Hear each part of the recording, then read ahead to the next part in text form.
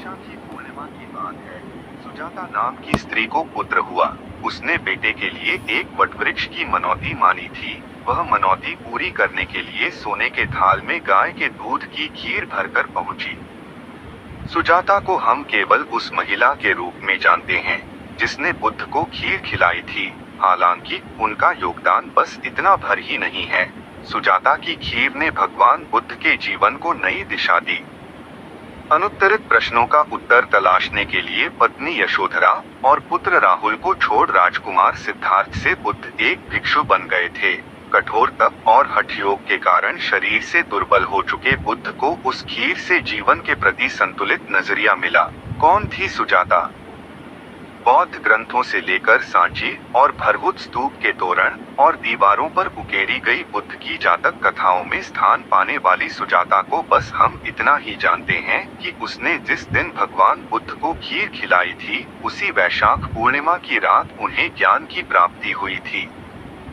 बौद्ध कथाओं और ऐतिहासिक साक्ष्यों के अनुसार सुजाता बोधगया के पास सेनानी गांव के ग्राम प्रधान अनाथपिंडिका की पुत्र वधू थी। स्वभाव से उद्दंड, चंचल और अहंकारी स्वभाव वाली सुजाता ने मनौती मांग रखी थी कि पुत्र होने पर वह गांव के वृक्ष देवता को खीर चढ़ाएगी। पुत्र प्राप्ति के बाद उसने अपनी दासी पूर्णा को उस पीपल वृक्ष और उसके आसपास सफाई के लिए भेजा जिसके नीचे बुद्ध ध्यान मुद्रा में बैठे थे।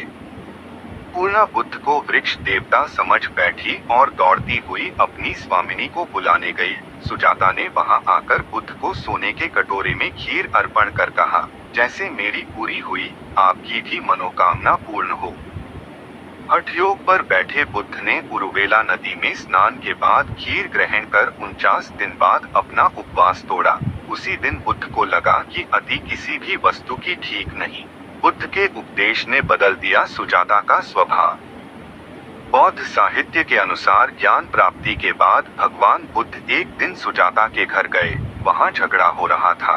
सुजाता के ससुर ने बताया कि उनकी बहू झगड़ालू और अहंकारी है, वह किसी का कहा नहीं मानती। बुद्ध ने सुजाता को बुलाकर उसे 7 प्रकार की पत्नियों के किस्से बताकर भूल का बोध कराया। बुद्ध ने सुजाता को अपने पास लाने को कहा और पत्नियों के उचित आचरण पर एक उपदेश दिया, जो प्रसिद्ध हुआ। सुजाता की कहानी में बुद्ध 7 प्रकार की पत्नी की बात करते हैं। पहले 3 प्रकार दुख की ओर बढ़ रहे हैं, इस दुनिया में या अगले में।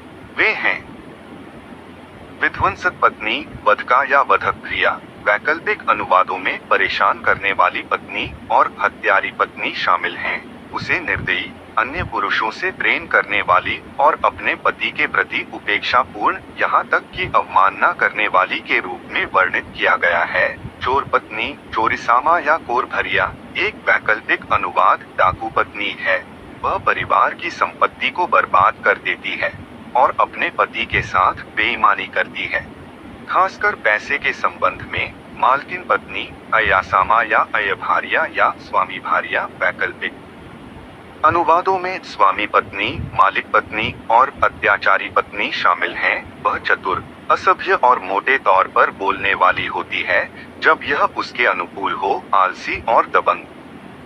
बुद्ध फिर कहते हैं कि निम्नलिखित 4 प्रकार खुशी की ओर बढ़ रहे हैं, इस दुनिया में या अगले में। इनमें से प्रत्येक पत्नी की एक सामान्य विशेषता यह है कि वे दीर्घकालिक आत्मनियंत्रण से भी ओतप्रोत हैं।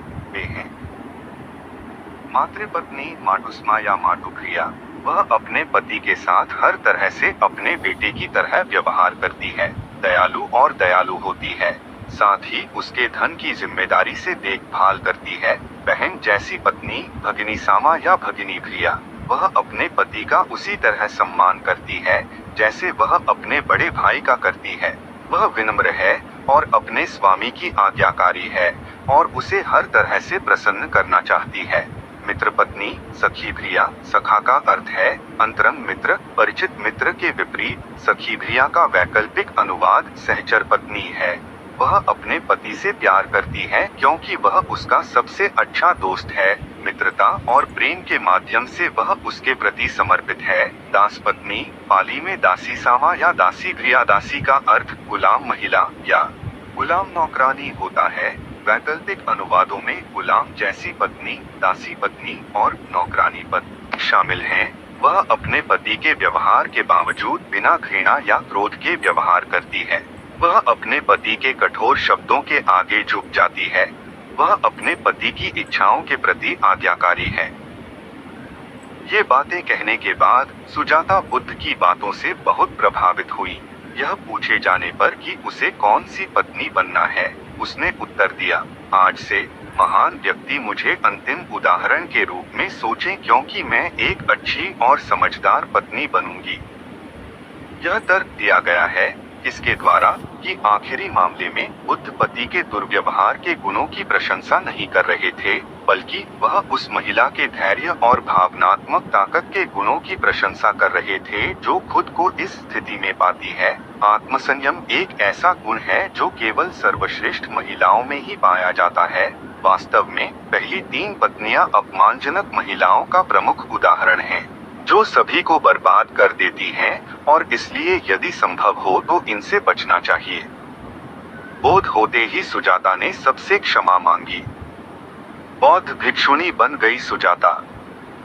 बौद्ध ग्रंथों के अनुसार वह महात्मा बुद्ध और उनके उपदेशों से इतना प्रभावित हुई कि अपने जीवन के उत्तरार्ध में बौद्ध भिक्षुणी बन गई। ऐतिहासिक साक्ष्यों और बौद्ध साहित्यों के अनुसार भिक्षुणी बनी सुजाता ने महात्मा बुद्ध की मौजूदगी में वैशाली के निकट एक बौद्ध विहार में अपने जीवन की अंतिम सांस ली। बौद्ध ग्रंथ थेरी गाथा में बौद्ध भिक्षुणियों के साथ भिक्षुणी सुजाता का भी उल्लेख आता है।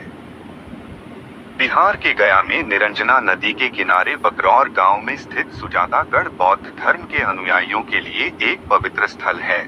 यह जगह धार्मिक के साथ पुरातात्विक दृष्टि से भी काफी महत्वपूर्ण है। खुदाई के दौरान यहाँ महात्मा बुद्ध की विशाल खंडित प्रतिमा मिली थी।